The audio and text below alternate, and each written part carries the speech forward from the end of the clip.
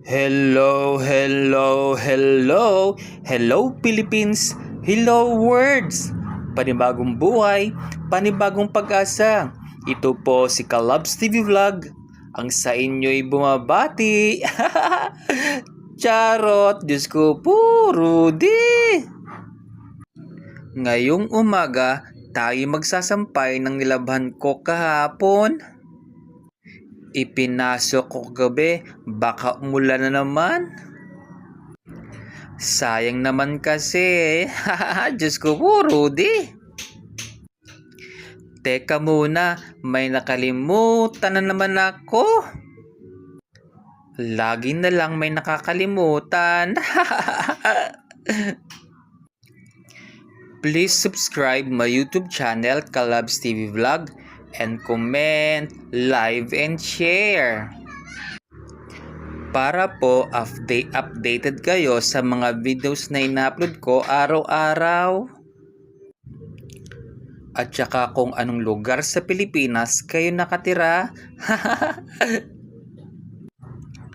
At yung mga OFW natin dyan, mabuhay po kayo. And Facebook page Kalabs TV and Facebook Richard Magallanes Berdon. O hayan, tapos na ang announcement ko. Announcement talaga? Diyos ko po, Rudy.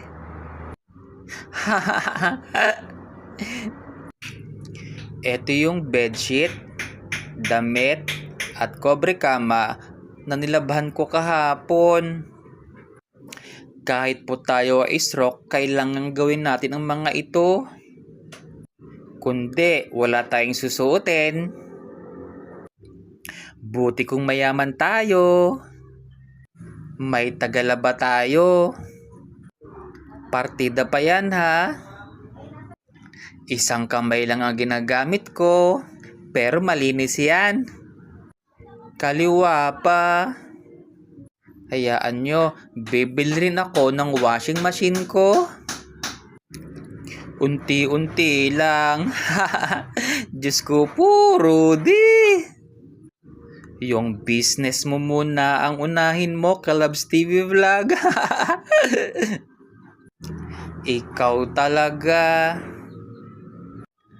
Tsaka na muna yan, isa-isa lang. Tutulungan ka ni Ama. Basta ibigay mo sa kanya ang lahat. Sabi nga, habang taglay mo ang buhay at lakas, palagi mong unahin ang Diyos. Alam mo, ang sabi ng Ama, gagawin kitang masaya.